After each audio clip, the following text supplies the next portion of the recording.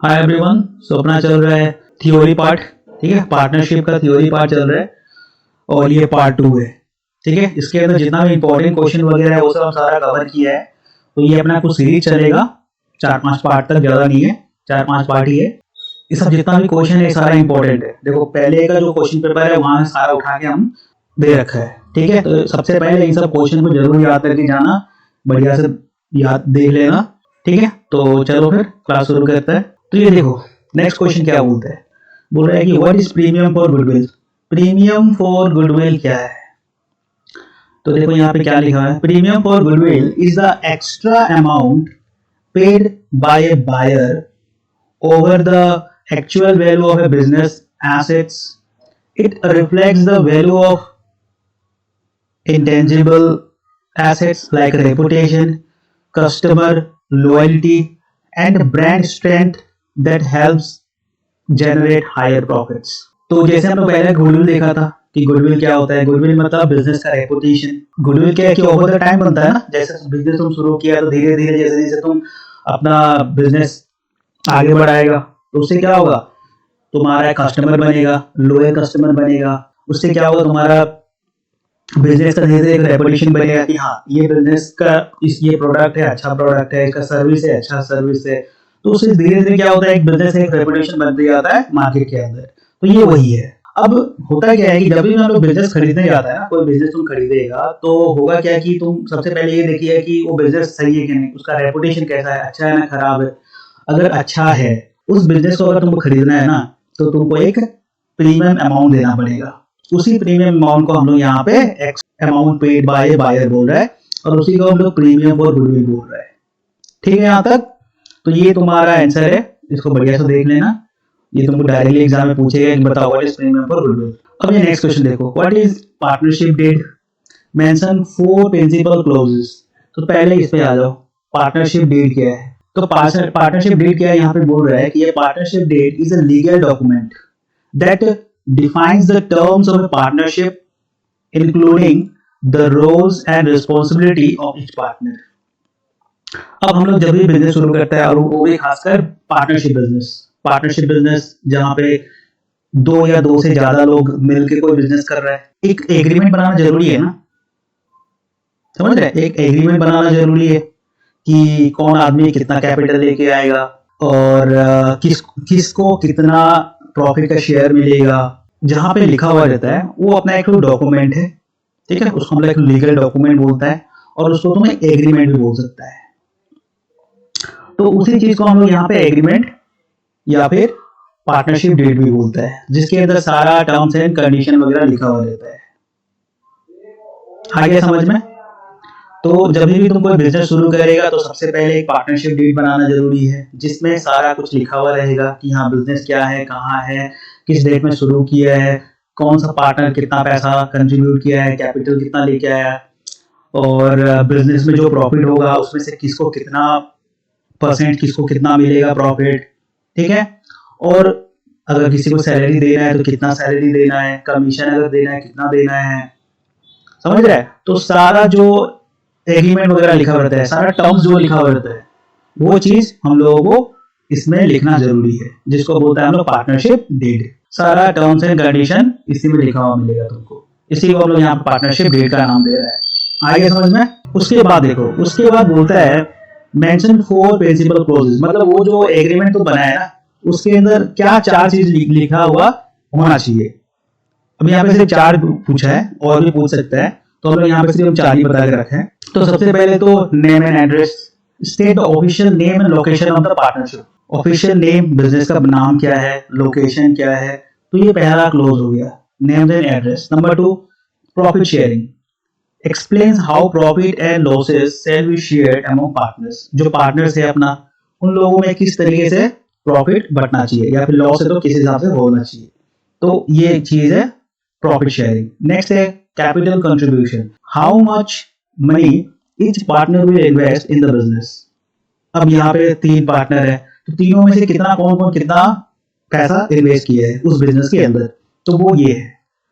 ठीक है, तीसरा क्लोज क्या है, कैपिटल कंट्रीब्यूशन, लोगों का जो पार्टनर है उनका क्या कंट्रीब्यूशन है उस बिजनेस के अंदर, कैपिटल।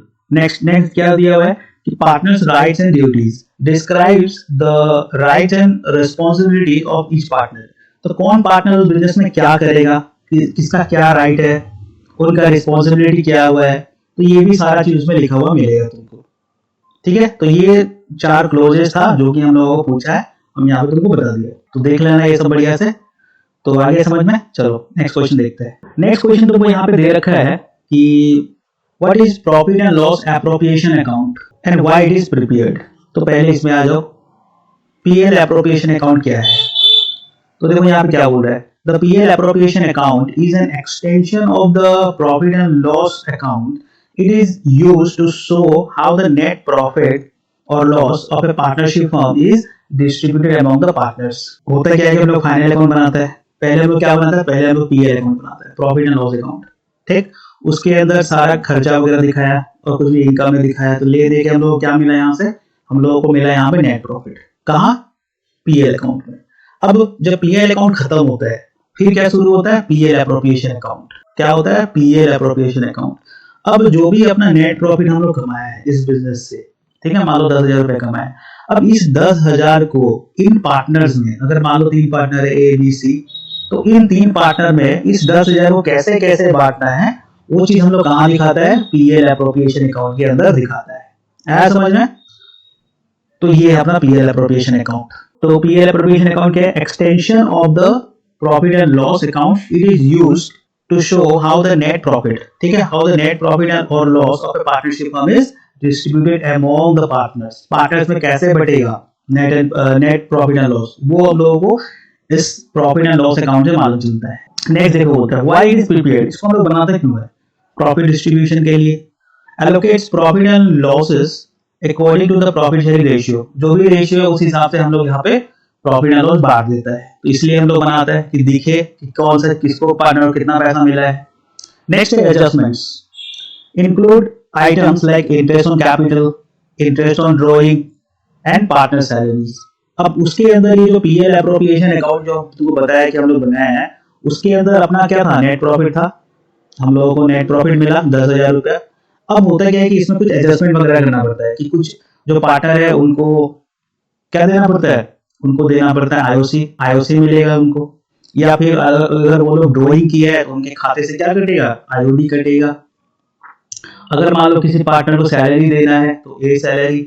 तो ये सब कुछ एडजस्टमेंट वगैरह यहाँ पे होता है, वो भी कहाँ होता है, पीएल एप्रोप्रिएशन के अकाउंट के अंदर, इसलिए हम लोग इसको बनाते हैं। नेक्स्ट है ट्रांसपेरेंसी, जरूरी है। Ensures clear sharing of profit as per the partnership agreement. जो भी एग्रीमेंट बना है उसके हिसाब से काम हो रहा है कि नहीं, जो प्रॉफिट वगैरह वो बढ़ रहा है कि नहीं, एक ट्रांसपेरेंसी चाहिए। उसके लिए भी हम लोग ये बनाता है कि हाँ सब कुछ सही चल रहा है बोल के, जो भी लेन देन हो रहा है, जो भी ट्रांजेक्शन हो रहा है वो फेयर है और सबके मुताबिक हो रहा है, एग्रीमेंट के मुताबिक हो रहा है। तो इसलिए हम लोग इस पीएल एप्रोप्रिएशन को बनाता है। आया समझ में, चलो बहुत बढ़िया। नेक्स्ट बोलता है कि mention any 2 rights of A partner. अब जो पार्टनरशिप अपना जो, जैसे हम लोग अपना कोई पार्टनरशिप बिजनेस शुरू किया है तो उसके अंदर जो पार्टनर्स वगैरह है उनका राइट क्या है, ठीक है, उनका क्या राइट है वो तुमसे पूछ रहा है। तो देखो यहाँ पे क्या बोल रहा है, यहाँ पे बोल रहा है कि right to manage. Partners can participate in managing the business. अब बिजनेस तो चलाना ही पड़ेगा, तो उनका पहला हक क्या है, उनका पहला हक ये है कि राइट टू मैनेज, वो जो है बिजनेस को मैनेज कर सकता है वो लोग, तो मैनेजमेंट में वो लोग भाग ले सकता है एज ए पार्टनर। नेक्स्ट क्या है, राइट टू प्रॉफिट। तो जो भी प्रॉफिट हुआ है उनमें उसका राइट बनता है, क्योंकि सारा एग्रीमेंट तो बन चुका है, तो एग्रीमेंट के मुताबिक उनको उनका प्रॉफिट मिलना चाहिए, ये उसका एक राइट है, हक है। नेक्स्ट क्वेश्चन बोलता है कि right 3 distinction between fix capital account and fluctuating capital account. ये जरूरी है, ये बहुत बार एग्जाम में पूछता है। फिक्स कैपिटल अकाउंट के और फ्लक्चुएटिंग कैपिटल अकाउंट के दोनों में अंतर क्या है, डिस्टिंक्शन करके बताओ। तो आ जाओ, सबसे पहले हम लोग देखते हैं चेंज इन कैपिटल। तो फिक्स कैपिटल में क्या होता है, फिक्स कैपिटल में होता है कि capital remains constant, changes are recorded in current account. अगर तुम, अब देखो होता है कि जब हम लोग कैपिटल अकाउंट बनाते हैं, ठीक है, कैपिटल अकाउंट बनाते हैं तो देखा होगा जब पार्टनरशिप हम लोग कर रहा था तो उसमें कैपिटल अकाउंट बनाते हैं हम लोग। तो वो जो कैपिटल अकाउंट है ना वो 2 तरीके से बन सकता है। पहला वाला जो है फिक्स कैपिटल अकाउंट मेथड तुम ले सकता है, या फिर दूसरा फ्लक्चुएटिंग कैपिटल अकाउंट भी तुम ले सकता है। तो अगर फिक्स कैपिटल अकाउंट अगर है तो उसमें क्या होगा, कि जो कैपिटल है वो फिक्स रहेगा।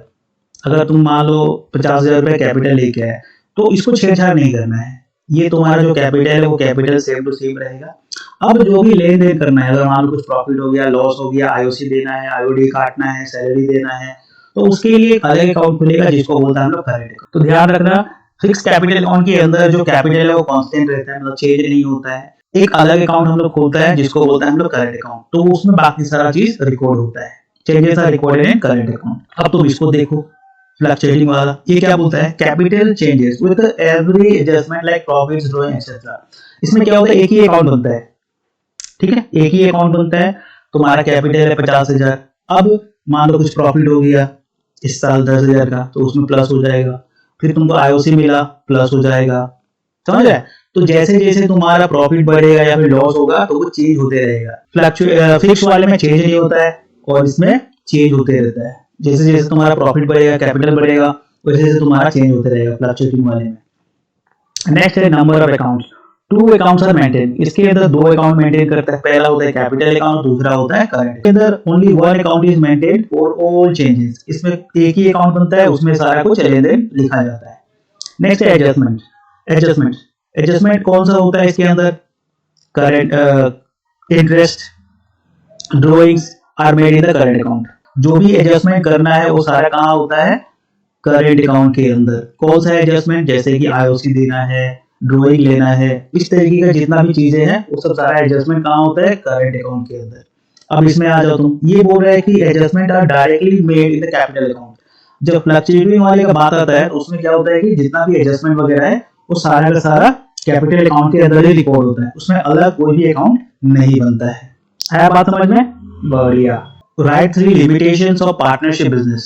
अब जैसे कि पार्टनरशिप बिजनेस है, तुमको मालूम ही है, जिसके अंदर 1 2 3 4 2 से ज्यादा कितना भी पार्टनर इसमें हो सकता है, ठीक, 2 से ज्यादा पार्टनर हो सकता है। तो इसका लिमिटेशन क्या है, लिमिटेशन मतलब एक होता है एडवांटेज, एक होता है डिसएडवांटेज। तो ये डिसएडवांटेज पूछ रहा है तुमसे, लिमिटेशन मतलब इसका डिसएडवांटेज क्या है। तो सबसे पहले आ जाओ, लिमिटेशन क्या है इसका, पहला अनलिमिटेड लायबिलिटी। अनलिमिटेड लायबिलिटी क्या लिखा हुआ है, देखो यहाँ पे, partners risk personal asset for business. तो यहाँ पे जो लायबिलिटी होता है ना वो अनलिमिटेड है। अब मान लो बिजनेस कुछ लॉस में चला गया और बिजनेस को बंद करना पड़ा, और तुम्हारे ऊपर में, बिजनेस के ऊपर में, जो अगर मान लो बिजनेस हम लोग बेच दिया, बेच के हमारे पास में 50,000 रुपया ही आया, और लेकिन मार्केट में जो पैसा चुकाना है, जो तुम्हारे बिजनेस के ऊपर उधारी है, वो मान के चलो 80,000 रुपया है। कितना है उधारी, 80,000। लेकिन तुम जब बिजनेस बंद किया, सब कुछ बेच हो जाके तुम्हारे पास हाथ में कितना आया, 50,000 रुपया ही आया। लेकिन तुम्हारे कर्जा कितना है, बिजनेस को कर्जा कितना है, 80,000 है। मतलब तुम कितना है माइनस में, 30,000 रुपया माइनस में है। अब ये 30,000 रुपया आएगा कहाँ से, अब ये 30,000 रुपया तुम जो पार्टनर लोग हैं इन लोगों को घर से लेके आके चुकाना पड़ेगा, समझ रहे हैं। इसीलिए जो इसमें जो लायबिलिटी है वो अनलिमिटेड है। तुम जो भी तुम्हारा डेट है, जो भी तुम्हारा उधार है, उसको चुकाना ही पड़ेगा। और वो अगर बिजनेस से नहीं चुकता है, बिजनेस बेच के नहीं चुकता है, तो उसको घर से ला के तुमको पैसा देना पड़ेगा, अपना पर्सनल एसेट बेच के तुमको देना पड़ेगा। मान लो तुम्हारा कोई गाड़ी है, घर है, उसको बेच बूझ के तुमको पैसा चुकाना ही पड़ेगा। नेक्स्ट क्या बोलता है, लिमिटेड रिसोर्सेस। लिमिटेड रिसोर्सेस इसका मतलब क्या है, funding relies on partners contribution limiting growth. अब जैसे कि तुम बिजनेस शुरू किया अपना दोस्त के साथ मिलके, तुम लोग 3 दोस्त है और तुम लोग अपना बिजनेस शुरू किया। अब हुआ क्या कि ये 50,000 लेके आया, ये 50,000 लेके आया, और ये भी 50,000 लेके आया, तो टोटल कैपिटल कितना हो गया, 1.5 लाख रुपए। अब जो 1.5 लाख है ना, इतना ही है तुम्हारे पास पैसा, जो फंडिंग है वो तो 1.5 लाख ही है। अब इस 1.5 लाख से तुमको काम करना पड़ेगा, तो इसमें जो सोर्सेस है ना वो लिमिटेड है, इस 1.5 लाख पे तुमको सारा खेल खेलना है, ठीक है। तो इसलिए बोल रहा है कि इसमें जो रिसोर्सेस है वो लिमिटेड है। नेक्स्ट बोल रहा है कि lack of stability. Lack of stability मतलब the partner can dissolve easily due to a partner leaving और पासिंग अवे। अब 3 पार्टनर था तुम लोग, अब मान लो इसमें से एक बिजनेस छोड़ के चला गया, ठीक है, बिजनेस छोड़ के चला गया, तो उसमें क्या हो सकता है, कि बिजनेस डिसॉल्व हो जाए, मतलब बिजनेस बंद हो जाए, या फिर मान लो जो तीसरा आदमी है वो मर गया, मतलब कोई भी एक मार सकता है, मर गया तो उससे क्या होगा, बिजनेस हिल सकता है और उस केस में बिजनेस बंद भी हो सकता है तुम लोगों का, तो कुछ भी हो सकता है। इसीलिए इसको यहाँ पे बोल रहे हैं कि इसमें जो स्टेबिलिटी है वो कम है। ठीक है, तो कोई भी ऐसा कुछ होगा कि मान लो कोई बिजनेस छोड़ के चला गया या फिर कोई मर ही गया, तो इस केस में बिजनेस पे बहुत असर पड़ सकता है और उसके वजह से बिजनेस डिसॉल्व भी हो सकता है, याद रखना।